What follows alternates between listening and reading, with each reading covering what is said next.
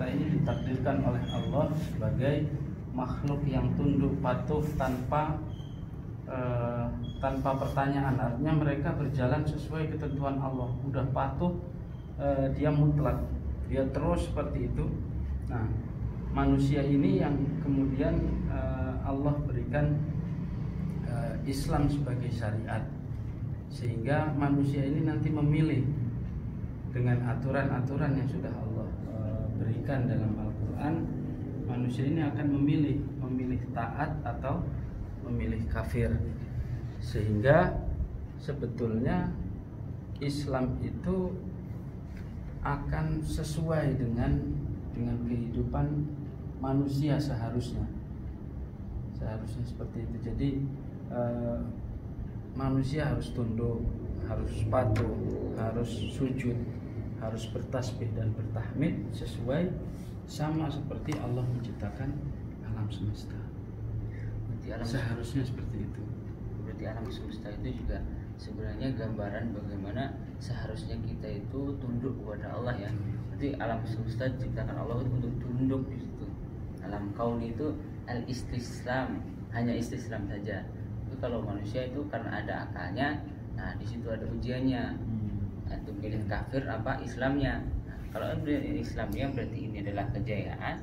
Kalau kafirnya, nah di situ berarti memang akal manusia itu konsekuensinya, nah di situ dia ada pilihan mau muslim atau mau kafir, ya. Mau tunduk atau mau menentang. Ada syariah dan sunatullah. Nah, jadi dalam sunatullah itu kan sunatullah disebut juga dengan hukum sebab akibat. Nah, ada sebab, ada akibat. Jadi ada perbuatan yang mengakibatkan sesuatu itu. Jadi dalam pandangan sunatullah itu ada di dua hal itu. Pertama di al-kaun, alam semesta, dan juga yang kedua di al-insan. Sama objeknya sunatullah, tapi di dua perbedaan ini tadi akan mempunyai dua sifat. Itu pertama, apabila sunatullah di al-kaun, di alam semesta itu sifatnya adalah mutlak, sabit, dan mustamir. Itu sunatullah sebab akibat itu kalau di alam sifatnya mutlak.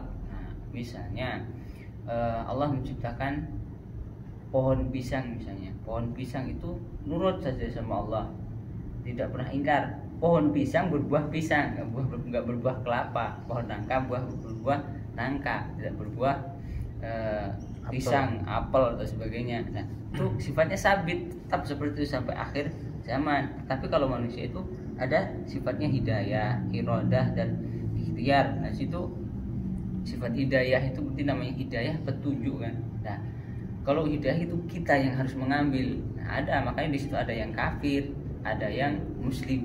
Nah, kemudian kalau di alam kaun ada takdir kauni, nah, takdir kauni, di sini takdir kauni berarti sifatnya mutlak tadi. Sifatnya Allah menciptakan pohon seperti pohon itu. Tapi kalau di al-insan ada takdir syar'i, takdir syariah, aturan Allah, syariat agama Islam. Nah, harus kita ikuti.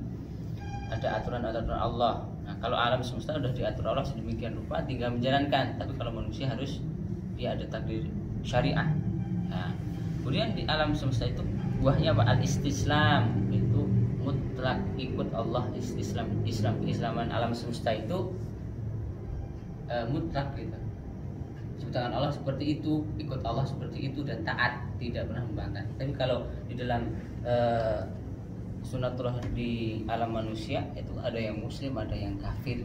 Nah, istilah perbedaan dua, sama-sama objeknya sunatullah, tapi hasilnya ujungnya tapi berbeda. Tetapi sebenarnya Allah menciptakan kauni ini untuk menjadi ibrah untuk kita. Nah, gitu. Makanya di situ kita ini sebagai makhluk yang diciptakan oleh Allah paling sempurna, tapi kita harus tahu juga, jangan sempurna karena sempurna aja, tapi kita harus tahu siapa kita dan apa yang dimau oleh Allah kepada kita di situ. Wallahu a'lam. Ini barangkali ada hubungannya juga ketika Allah menyebutkan orang-orang kafir itu biasanya Allah sebutkan mereka tidak menggunakan akalnya. Jadi ketika mereka melihat alam itu tidak membuat mereka taat, tidak membuat mereka tunduk, tapi malah membuat mereka kafir karena mereka tidak menggunakan akalnya.